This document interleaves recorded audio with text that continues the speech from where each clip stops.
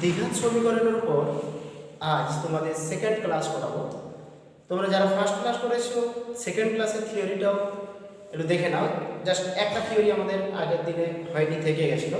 ওইটা করার পরেই আমরা কিন্তু অনুশীলনীর অঙ্কে চলে যাব। তো দেখো থিওরিটা কেমন আছে। এখানে এরকম একটা দ্বিঘাত রাশি দেবে তোমাদেরকে, দিয়ে বলবে এই দ্বিঘাত রাশির ক্ষুদ্রতম বা বৃহত্তম মান নির্ণয় করতে বলবে। এছাড়াও আরেকটা বলবে যে ক্ষুদ্রতম এবং বৃহত্তম মান নির্ণয় করো এক্স এর কোন মানের জন্য। তো আমরা কিভাবে করবো অঙ্কটা? কোশ্চেনটা কিন্তু আমাদের অঙ্ক ইম্পর্টেন্ট খুবই পড়ে। এই একটা দ্বিঘাত রাশি, আমাদেরকে একে ক্যালকুলেশন কীভাবে করবো? প্রত্যেকটা অঙ্কের কিন্তু সেম সিস্টেমে ক্যালকুলেশন হবে। ফার্স্টে এক্স স্কোয়ারের সহগ যেটা থাকবে তাকে কমন নিয়ে নেব, দিয়ে যে রাশিটা পড়ে থাকবে তাকে আমরা এ প্লাস বি এর হোল স্কোয়ার ফর্মে সাজানোর চেষ্টা করব, অর্থাৎ পূর্ণবর্গের আকারে সাজানোর চেষ্টা করব। দেখো a x square plus b x plus c, তাহলে এ কমন নিলে আমাদের এখানে এক্স স্কোয়ার, এখানে এ ছিল না তাই বি বাই এ, এখানে এ ছিল না সি বাই এ হয়ে গেছে। এইবার এক্স স্কোয়ার প্লাস, তাহলে 2ab ফর্মুলা আমার দরকার, a plus b whole square বা a মাইনাস b এর হোল স্কয়ার সাজাতে গেলে আমাদের কি 2ab দরকার। তাহলে x square plus 2 into x মানে 2a, তাহলে এখানে 2 ছিল না, 2 গুণ করেছি ভাগ করেছি, তাহলে b হয়ে গেল b বাই 2a প্লাস, তাহলে b স্কয়ার দরকার, তাহলে b স্কয়ার বাই, তাহলে b মানে কি b বাই 2a, তাহলে তার হোল স্কয়ার মানে কি b স্কয়ার বাই 4 স্কয়ার। এটা ছিল না, একটা যোগ করেছি তাই একটা বিয়োগ করে দিলাম, b square by 4 square plus c by a। এইবার তাহলে দেখো এখান থেকে এখান পর্যন্ত, তাহলে x square plus 2ab plus b square মানে a প্লাস b এর হোল স্কয়ারের সূত্র পড়ে গেল প্লাস। এইবার আমরা প্লাস আকার সাজাবো। এইখানটায় কিন্তু আমরা অবশ্যই লক্ষ্য রাখবো যে প্লাস আকার সাজাতে হবে। তাহলে প্লাস যদি হয় এখানটায়, দেখো ভালো করে, তাহলে আমরা 4 এখানে নিয়ে এখানে 4 স্কয়ার বসাবো, তাহলে 4 স্কয়ার বসাবো হবে, তাহলে c এর সঙ্গে কি গুণ হবে? নিশ্চয়ই 4 এর গুণ হবে। তাহলে c টাকে আগে যেহেতু প্লাস আছে আগে প্লাস লিখলাম, আর b এর b স্কয়ার মাইনাস ছিল মাইনাস b স্কয়ার, তাহলে লসাগু করলে এটা পাবো। দেখো আমাদের রাশিটা পেয়েছি এইটা। এইবার এই রাশিটাকে আমরা দেখবো যে এর কিভাবে ক্ষুদ্রতম আর বৃহত্তম মান নির্ণয় করব। এই জন্য দুটো শর্ত আছে। এক নম্বর শর্ত, যখন a কি a হচ্ছে লেস দেন, যখন a ক্ষুদ্রতম ফার্স্টে বলেছি তো, তাহলে গ্রেটার দেন 0, যখন a গ্রেটার দেন 0 তখন কি হবে না, যখন a গ্রেটার দেন 0, দেখো a গ্রেটার দেন 0 হলে এই রাশিটা তো অলওয়েজ পজিটিভ, কারণ a plus b whole square, যে কোনো বর্গ রাশি, যে কোনো রাশির বর্গ সে সর্বদাই পজিটিভ। তাহলে কি যখন a গ্রেটার দেন 0 তখন কি হবে? তো তার আগে এখানটা একটু দেখে নাও যে কি না x plus b by 2a তার হোল স্কয়ার অবশ্যই কি greater than or equal to 0। এখানে বলতে পারি আমরা অতএব, তাহলে অতএব x প্লাস b বাই 2 এর whole square greater than or equal to 0। এটা আমরা পরিষ্কার। যখন a গ্রেটার দেন 0 তখন কি দাঁড়ায়? যখন a গ্রেটার দেন 0 তখন, তাহলে দেখো a পজিটিভ, এটার মান পজিটিভ, তাই তো? এবার আমরা এই এটাকে কিন্তু গুণ করে দিতে পারি, অসুবিধা নেই, গুণ করে দিতে পারি। তাহলে গুণ করলে কি আসবে দেখো তো? তাহলে গুণ করলে কি আসবে না a into x plus b by 2a তার whole square plus 4ac minus b square by 4a। এইটা ফাইনালি আমার দাঁড়াচ্ছে এই রাশিটা। তাহলে এই ক্ষেত্রে কি হচ্ছে না, অতএব x plus b by 2a তার হোল স্কয়ার অবশ্যই greater than or equal to 0। এটা আমরা পরিষ্কার। এবার ওইখানে আসি, যখন a গ্রেটার দেন 0 তখন তাহলে কি হবে? তাহলে দেখো এর সাথে এ গুণ করলে এটাও greater than or equal to 0 হবে, এটা গ্রেটার দেন 0, এটা greater than or equal to 0, তাহলে এদের গুণফলটা কি হবে? অবশ্যই greater than or equal to 0। তাহলে তো এই তখন a into x plus b by 2a তার হোল স্কয়ারটা অবশ্যই greater than or equal to 0। এটা আমরা পরিষ্কার। এইবার এটা যদি greater than or equal to 0 হয় তাহলে বাকি পড়েছে এটা। এবার মনে মনে ভাবো, আমি ভাবলাম এটার মানে greater than or equal two, তাহলে ইকুয়াল টু 0 ভেবে নিচ্ছি, আমি ভাবলাম ইকুয়াল টু 0। তাহলে যদি ইকুয়াল টু 0 হয় তখন এই মানটা কি হবে? শুধু এটাই পড়ে থাকবে, অর্থাৎ এইটা ইকুয়াল টু 0 হলে এই রাশিটার মান হবে এটা, এইটা ইকুয়াল টু 0 হয়ে গেলে এটার মান যখন ইকুয়াল টু 0 হয়ে যাবে তখন ফাইনালি এই রাশিটার মান কি? এটা তো 0 হয়ে যাচ্ছে, তাহলে এখানটায় শুধু এইটি পড়ে থাকবে। কিন্তু এটা তো মানটা 0 নয়, 0 থেকে বড়। তাহলে ভাবো যখন 0 থেকে এই মানটা বড় হবে তাহলে কি হবে, তখন এটা প্লাস এটা হবে, তাই না? এটা প্লাস এটা হবে, আর যখন 0 হবে তখন এটা সমান এটা। কিন্তু যখন 0 থেকে এটা বড় হবে, তাহলে কোনো বড় সংখ্যা এখানটায় যদি বসাই, তাহলে তখন সেটা কি দাঁড়াবে, তাহলে সেটা তখন অবশ্যই এই দিকের থেকে এটা বড় হবে। তাহলে আমরা লিখব যে যখন a greater than 0 তখন, এখানটা আমরা মুছে দিচ্ছি, সমান হচ্ছে তোমরা দেখো এখানটা আমি একটু মুছে দিচ্ছি।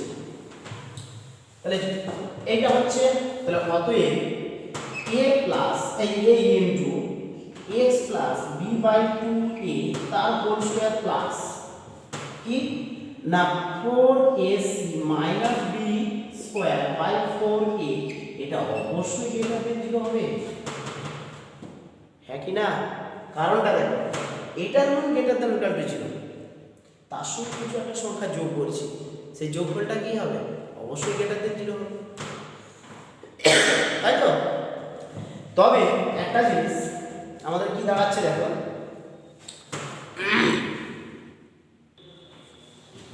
তাহলে দেখো এইটা গ্রেটার দেন ইকুয়াল টু 0, তাহলে এবারে অতএব কি হবে, এইটার সঙ্গে এই সংখ্যাটাকে আমরা যোগ করি, এই যে এই পার্টটা যেটা ছিল এটা প্লাস এটা, তো তাহলে এটার মান যখন 0 তখন এটা সমান এটা, যখন 0 থেকে এই মানটা বড় হবে তখন বলো তো এটা প্লাস এটা, এই মানটা নিশ্চয়ই এর থেকে বড় হবে, এটা তো পরিষ্কার, বলো কে বুঝতে পারবে? যখন এটার মান 0 তখন এটা সমান এটা, এই ইকুয়ালিটি হোল্ড করছে, কিন্তু যখন এই মানটা 0 না হয়ে 0 থেকে কোনো বড় সংখ্যা হবে, তাহলে সেই সংখ্যাটা যদি এইটার সাথে এই পদটার সাথে যোগ করা হয়, তাহলে এই যোগফলটা নিশ্চয়ই এই পদটা থেকে বড় হবে, পরিষ্কার সবাই? ঠিক আছে, তাহলে এই রাশিটা মানে কি এইটা, এই রাশিটা কোথা থেকে পেয়েছিলাম, এখান থেকে তো পেয়েছিলাম, তাহলে কি পাচ্ছি, বা ax square plus bx plus c এটা greater than or equal to 4ac minus b square by 4a। তাহলে দেখো এই রাশিটার মান কি পেলাম, greater than or equal to এটা, greater than or equal to এটা, মানে কি এই রাশিটির সর্বনিম্ন মান এটা বা এর থেকে বড়, কত বড় জানি না, তবে এর সর্বনিম্ন মান হয়ে গেল এটা। তাহলে অতএব কি বলবো যে ax square plus bx plus c এর ক্ষুদ্রতম মান সমান কত, 4ac minus b square by 4a। তাহলে যখন ইকুয়ালিটি হোল্ড করবে তখনই তো এটা ক্ষুদ্রতম মান। এবার ইকুয়ালিটি কখন হোল্ড করবে, যখন এই রাশিটার মান 0, যখন এই রাশিটার মান 0 তখনই তো ইকুয়ালিটি হোল্ড হবে, তখনই তো এটা সমান এটা হবে। তাহলে কি বলবো, যখন, তাহলে যখন কি, যখন x plus b by 2a এর হোল স্কয়ার ইকুয়াল টু 0, অর্থাৎ যখন কি এটা ইকুয়াল টু 0, মানে কি x equal to minus b by 2a। এই তাহলে একটু মনে রাখো তোমরা, আমি একটা কথা বলে রাখছি, আমাদের কোশ্চেন করবে যে এই রাশিটির ক্ষুদ্রতম মান নির্ণয় করো x এর কোন মানের জন্য, বা এই রাশিটির ক্ষুদ্রতম মান কত হবে, x অনুরূপ x এর মান কত। তাহলে এই রাশিটির ক্ষুদ্রতম মান এটা, অনুরূপ x এর মান কত এটা। তাহলে আমরা এই রকমের একটা অঙ্ক দেয় আমাদেরকে, জাস্ট একটা অঙ্ক দেখে রাখো, এক্সাম্পল আমি তোমাদের দিচ্ছি। তাহলে আমাদেরকে হয়তো এরকম একটা ম্যাথ দিল যে 5x square minus 2x plus 3, বললো এই দ্বিঘাত রাশিটির ক্ষুদ্রতম মান নির্ণয় করো অনুরূপ কে x এর মান নির্ণয় করো।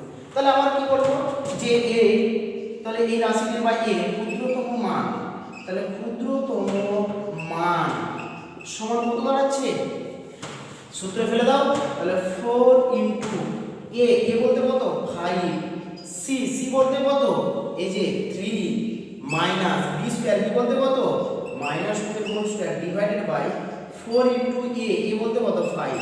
তাহলে এইটা হবে ক্ষুদ্রতম মান, ক্যালকুলেশন করবে যেটা হবে সেটাই ক্ষুদ্রতম মান। অনুরূপ x এর মান, অনুরূপ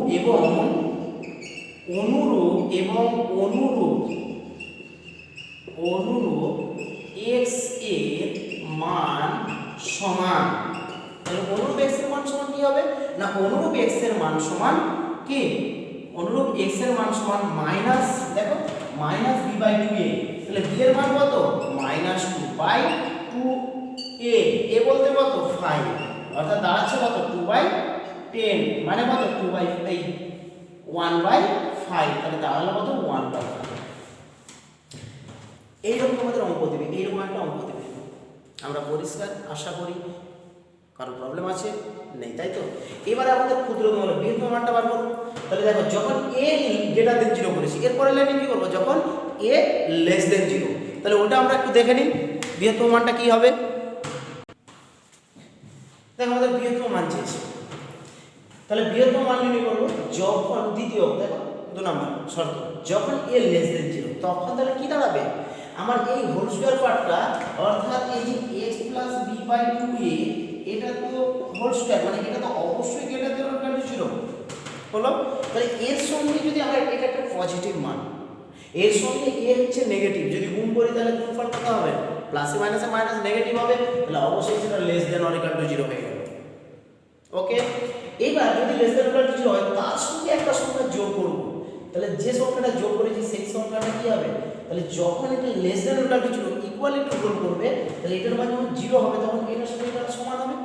এটার মানটা 0 না হয় যদি কোনো 0 থেকে ছোট সংখ্যা মানে কোনো ঋণাত্মক ছোট সংখ্যা হয়, তাহলে দেখো এর সঙ্গে যদি মাইনাস কোনো সংখ্যা যোগ করি কাছে এর সাথে এই সংখ্যাটা মাইনাস, তাহলে এর সাথে যদি এই সংখ্যাটা কোনো মাইনাস সংখ্যা যোগ করি তাহলে যোগফলটা নিশ্চয়ই এর থেকে ছোট হবে, কারণ এই সংখ্যাটা যা আছে এটাও তাই, এখান থেকে একটা কোনো মাইনাস সংখ্যা বিয়োগ হচ্ছে, তাহলে কি হচ্ছে বিয়োগফলটা নিশ্চয়ই কি হবে এটা থেকে ছোট হবে। পরিষ্কার? আর এটা কোনটা থেকে পেয়েছিলাম, এটা মানে তো এই যে দেওয়া রাশিটা, তাহলে এটার জায়গায় এটা বসিয়ে দিলাম, less than or equal two হয়ে গেল। এইবার দেখো তাহলে এর বৃহত্তম মান, তাহলে এটার মিনিং কি বোঝায় যে এর মানটা এইটা অথবা এর থেকে ছোট, তাহলে সর্বোচ্চ কত এইটা, বাকি মানগুলো কি হবে থেকে ছোট হবে, তাহলে এর বৃহত্তম মান সমান এইটা। দেখো ক্ষুদ্রতম মানও এইটা ছিল, বৃহত্তম মানের সমীকরণটাও এইটা, অনুরূপ x এর মান কি হবে, তাহলে এটা কখন ইকুয়াল টু হোল হলে তাকে বৃহত্তম মান বলছি। ইকুয়াল টু হোল কখন হবে, যখন x + b/2 whole square equal to 0, অর্থাৎ যখন x সমান -b/2a। তাহলে বৃহত্তম মান কত, বৃহত্তম মান এটা, অনুরূপ x এর মান এটা। সবাই বুঝতে পেরেছো? তাহলে এই ছিল আমাদের যে থিওরিটা থেকে গেছিল আগের ক্লাসে, সেই থিওরিটা আজকে কমপ্লিট হলো। এবার কি আরো কোশ্চেন আসলে তোমাদের মধ্যে যে স্যার ক্ষুদ্রতম মানের সূত্র যা বৃহত্তম মানের সূত্র তাই, হ্যাঁ আসতেই পারে একই, কিন্তু পার্থক্যটা কোথায়, এখানে এ হচ্ছে লেস দেন 0 আর ক্ষুদ্রতমর ক্ষেত্রে কি ছিল এ হচ্ছে গ্রেটার দেন 0, তাহলে এ লেস দেন 0 মানে এখানে মাইনাস মান বসবে এ এর মান, তাহলে অবশ্যই এই মানটা পার্থক্য একটা দেখা দিবেই। বোঝা গেল?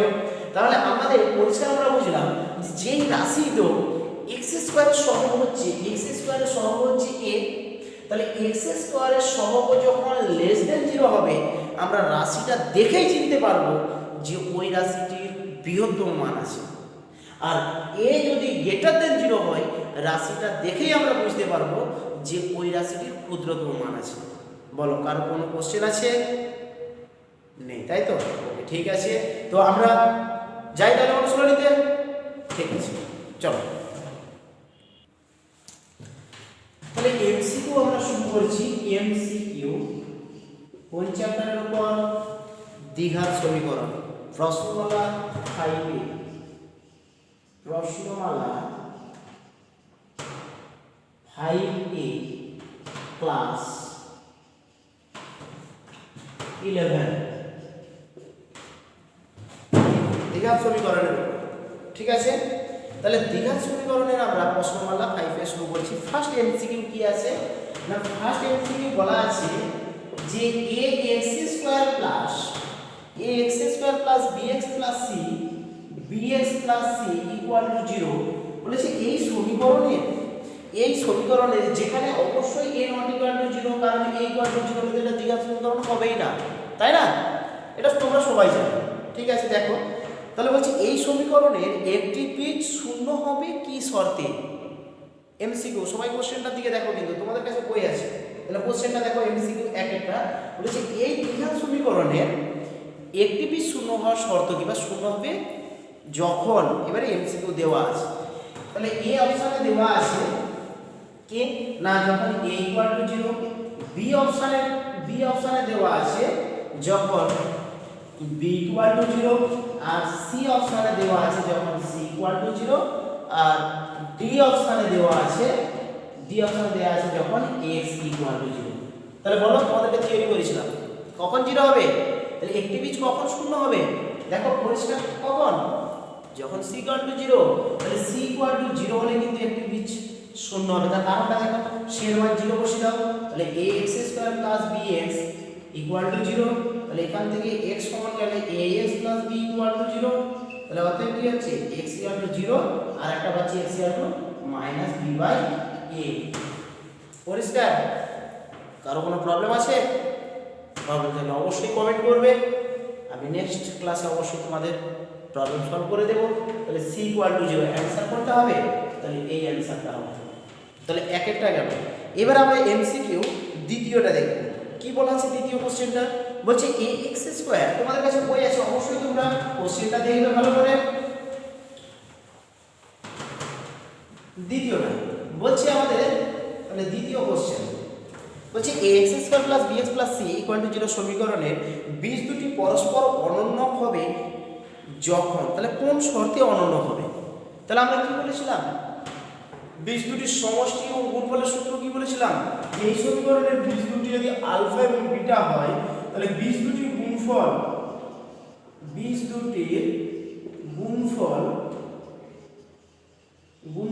আলফা ইনটু বিটা, যদি বীজ দুটি আলফা এবং বিটা হয় তাহলে আলফা ইনটু বিটা সমান বলেছিলাম c বাই a।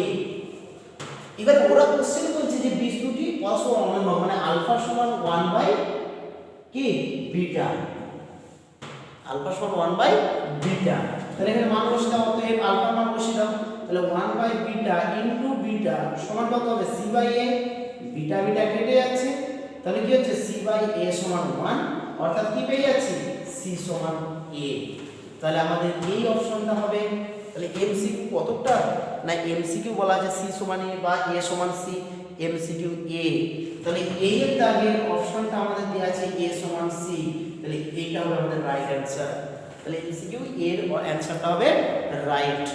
তারপরে এমসিকিউ দেখবো 3 এর এমসিকিউটা। তাহলে তোমাদের বই আছে অবশ্যই কোশ্চেনটা একটু মন দিয়ে সবাই দেখো, ঠিক আছে? তাহলে কোশ্চেনটা 3 নাম্বার এমসিকিউ কোশ্চেনটা কি বলা আছে একটু দেখো মন দিয়ে। বলা আছে ax square plus bx plus c equal to 0, যেখানে a নট ইকুয়াল টু 0। এই দ্বিঘাত সমীকরণের ক্ষেত্রে b এর চিহ্ন a ও c এর চিহ্নের বিপরীত, মানে a ও c এর বিপরীত চিহ্ন বিশিষ্ট। তাহলে কি b এর চিহ্ন a ও c এর বিপরীত চিহ্ন বিশিষ্ট হলে ওই সমীকরণের উভয় বীজ কি হবে? অপশনগুলো দেওয়া আছে, শূন্য হবে, ধনাত্মক হবে, ঋণাত্মক হবে, ভগ্নাংশ হবে।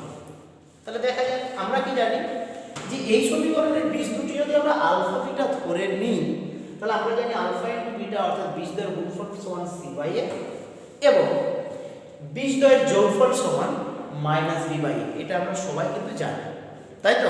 ওকে, তো এক নম্বর শর্ত আমরা যদি এখন ধরে নিই एग्जांपल হিসাবে বোঝার সুবিধার্থে, যে মনে করি b সমান -2, c সমান 4, a সমান 1, যে কোনো মান তুমি যা খুশি ধরতে পারো। আমি -2 ধরেছি, 4 ধরেছি, 1 ধরেছি, যা খুশি ধরতে পারো, কিন্তু মনে রাখবে b এর চিহ্নটা c আর a এর চিহ্নের থেকে আলাদা। তাহলে b এর চিহ্ন -2 ধরেছি, এর চিহ্ন পজিটিভ ধরেছি। ওকে, আলফা ইনটু বিটা বসাও, তাহলে আমাদের c by a 4/1, alpha plus beta বসাও মাইনাস b বাই a, তাহলে মাইনাস আছে প্লাস 2। তাহলে দেখো বীজ দুটির যোগফল হচ্ছে পজিটিভ, আলফা ইনটু বিটার গুণফল হচ্ছে পজিটিভ, আলফা প্লাস বিটার যোগফল হচ্ছে পজিটিভ। তাহলে বলো তো দুটো সংখ্যার গুণফল কখন পজিটিভ হয়?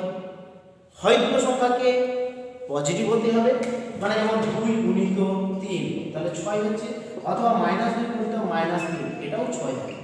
তাহলে দুটি সংখ্যার গুণফল পজিটিভ তখনই হবে হয় দুজন ধনাত্মক হবে অথবা দুজন ঋণাত্মক হবে, এটা আমরা পরিষ্কার। এইবার দুটো সংখ্যার যোগফল কখন পজিটিভ হবে? দুটো সংখ্যার যোগফল কখন পজিটিভ হবে? হয় দুজনকেই পজিটিভ সংখ্যা হতে হবে, অথবা এরকম হতে হবে যে -2 প্লাস 3 এটাও তো পজিটিভ, এটাও তো পজিটিভ মান, অথবা তাহলে 2 প্লাস 3 এটা 5, তাহলে এটাও পজিটিভ, তাই তো? এটাও পজিটিভ। তাহলে হয় একটা সংখ্যাকে যেটা ঋণাত্মক থাকে ছোট হতে হবে, যেটা ধনাত্মক থাকে বড় হতে হবে, অথবা দুজনকেই পজিটিভ হতে হবে, তবে তাদের যোগফলটা হবে পজিটিভ। এটা আমরা পরিষ্কার। কিন্তু একটা জিনিস দেখো, যদি ছোট সংখ্যাটা ঋণাত্মক হয়, বড় সংখ্যাটা ধনাত্মক হয়, তাহলে তাদের গুণফলটাও আবার ঋণাত্মক হয়ে যাবে, কারণ প্লাসে মাইনাসে মাইনাস যখন গুণ করবো। তাহলে আমরা পরিষ্কার কি গুণফলও পজিটিভ, দুটো সংখ্যার যোগফলও পজিটিভ। কখন সম্ভব? দুটো সংখ্যা যদি ধনাত্মক হয়। এখানে দুটো সংখ্যা মানে কি আলফা বিটা, মানে কি ওই সমীকরণের বীজ দুটি। তাহলে যদি দেখা যায় যে বি এর চিহ্ন এ এবং সি এর বিপরীত চিহ্ন যুক্ত হয়, তাহলে ওই সমীকরণের বীজ দুটি চোখ বন্ধ করে আমরা করে আসবো যে ধনাত্মক হবে। যদি কারো সমস্যা হয় ভিডিওটা আবার একবার ব্যাকে টেনে একটু দেখে নেবেন। এবারে কারো কোশ্চেন আসবে, স্যার আপনি দিকে ঋণাত্মক ধরেছেন, ধনাত্মক ধরে একটা উদাহরণ দেখান না আমাকে। অবশ্যই দেখাবো। আমি এটাকেই +2 করে দিলাম, আর এটাকে -2 করে দিলাম, এটাকে -1 করে দিলাম। বিপরীত চিহ্ন দেখো, সি আর এ হচ্ছে মাইনাস মাইনাস, বি হচ্ছে প্লাস। তাহলে আলফা ইনটু বিটা মানে কি সি বাই এ। তাহলে সি এর মান বসবে -4 আর এর মান -1, অর্থাৎ 4 হচ্ছে পজিটিভ, আর বি এর মান হবে প্লাস আর এর মান মাইনাস। তাহলে বি এর মান হচ্ছে প্লাস, এখানে অলরেডি মাইনাস ছিল আর -1, তাহলে কত দাঁড়াচ্ছে বাবা? এই মাইনাস এর মাইনাস কেটে আছে মানে 2। তাহলে আবার দেখো, দুটি সংখ্যার গুণফল ধনাত্মক, দুটি সংখ্যার যোগফল ধনাত্মক। কখন সম্ভব? দুটি সংখ্যাকে কি হতে হবে? দুটি সংখ্যাকে অবশ্যই পজিটিভ হতে হবে। তাহলে কি না, বি এর চিহ্ন যদি এ এবং সি এর চিহ্নের আলাদা বিপরীত চিহ্ন বিশিষ্ট হয়, তাহলে আমরা চোখ বন্ধ করে বলে দেব যে ওই সমীকরণের বীজ দুটি হবে অবশ্যই ধনাত্মক। পরিষ্কার? নেক্সট পরের কোশ্চেনটা দেখো। এইবার আমরা 4-এর কোশ্চেনটা দেখব। দেখো 4-এর এমসিকিউ কোশ্চেনটা কি দেওয়া আছে, সবাই একটু মন দিয়ে দেখে নেবে। কোশ্চেনটা বইয়ে তোমাদের কাছে আছে, দেখে নাও। তোমার বলে দিচ্ছে, বলেছে এই দ্বিঘাত সমীকরণটির বীজ দুটি সমান ও বিপরীত চিহ্ন বিশিষ্ট হবে কি শর্তে বা কখন? এমসিকিউ গুলো বলে দিয়েছে। এই কখন বলছে a = 0 হলে বীজ দুটি সমান ও বিপরীত চিহ্ন যুক্ত হবে, না b = 0 হলে, না c = 0 হলে, না a = c হলে। আমি কিন্তু থিওরিতে তোমাদের বুঝিয়েছি। কি বলেছিলাম? যে এই সমীকরণের বীজ দুটি সমান ও বিপরীত চিহ্ন যুক্ত হবে কখন? যদি দেখা যায় যে b = 0 হয়।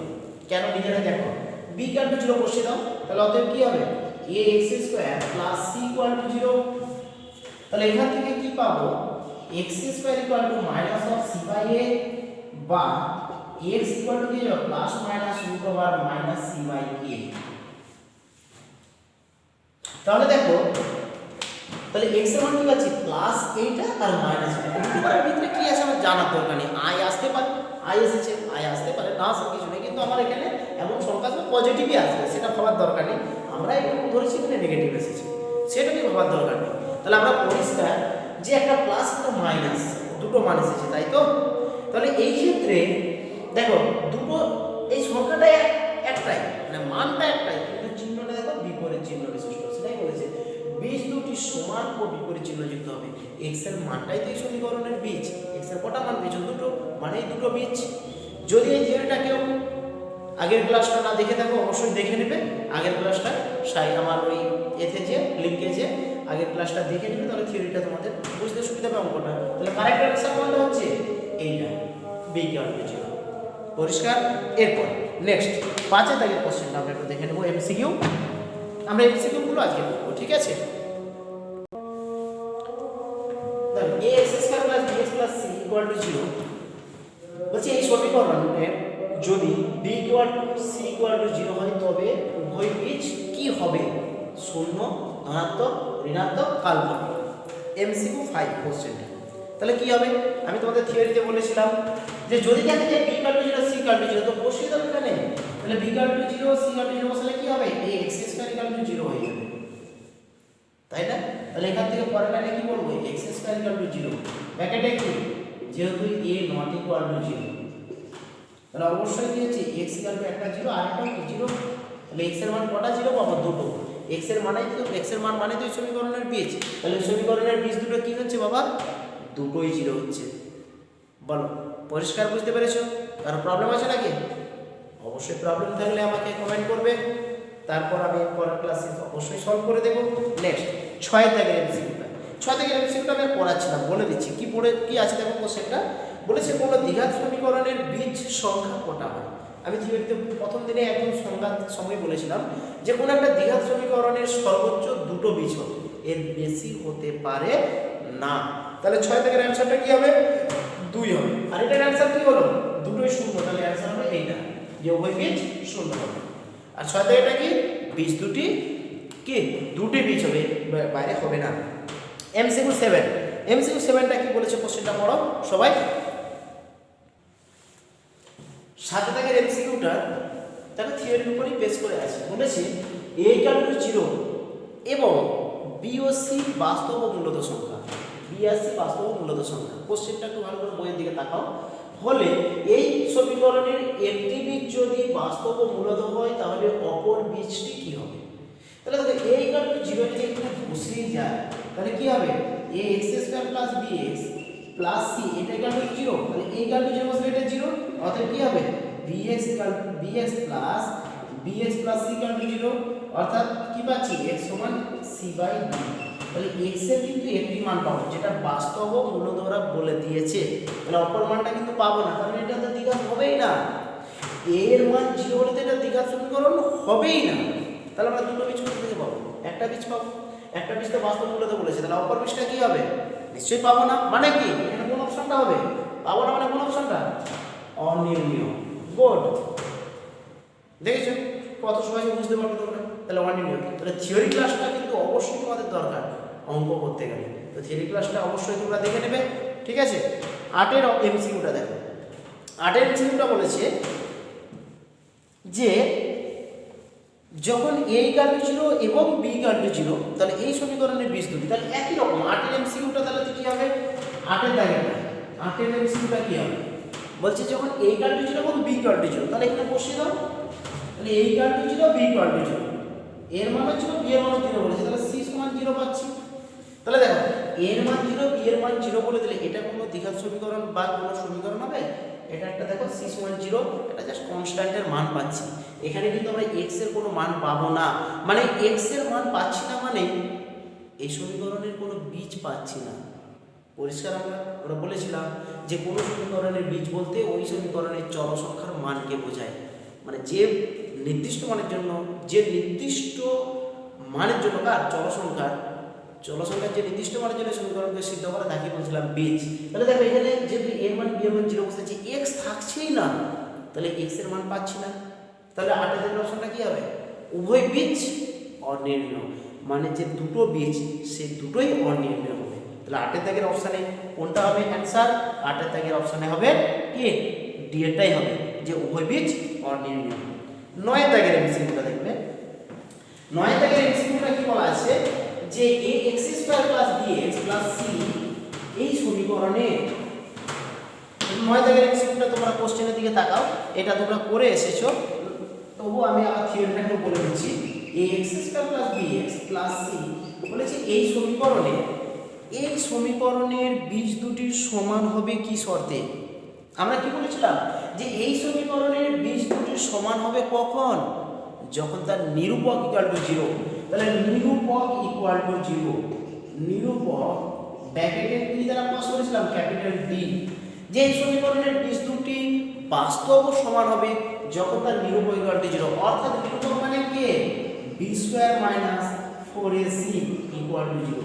তাহলে b² - 4ac = 0 হলে এটাকে বলবো আমরা কি? এই সমীকরণের বীজ দুটি পরস্পর সমান। তাহলে কোন অ্যানসারটা হবে? তাহলে 9 দাগের অ্যানসার হবে ডি। 9 দাগের অ্যানসার হবে ডি। তারপর 10 দাগেরটা দেখো। 10 দাগেরটা কি বলেছে একটু আমরা ভালো করে কোশ্চেনটা একটু পড়ে নেব। বলেছে কি? তাহলে 10 দাগের এমসিকিউটা বলেছে যে এই রাশিটি, এই সমীকরণটি যে নিরূপক b² - 4ac, এই এটি যদি ধনাত্মক পূর্ণবর্গ না হলে বীজ দুটি কি হবে?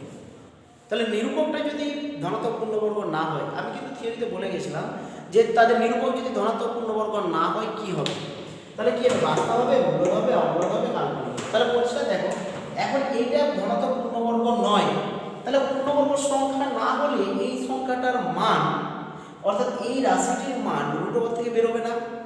তাহলে রুট ওভার থেকে না বেরোলে, রুট ওভার থাকলে তাকে আমরা কি সংখ্যা বলি, করণী সংখ্যা বা অমূলদ সংখ্যা, যার বর্গমূল করা যায় না।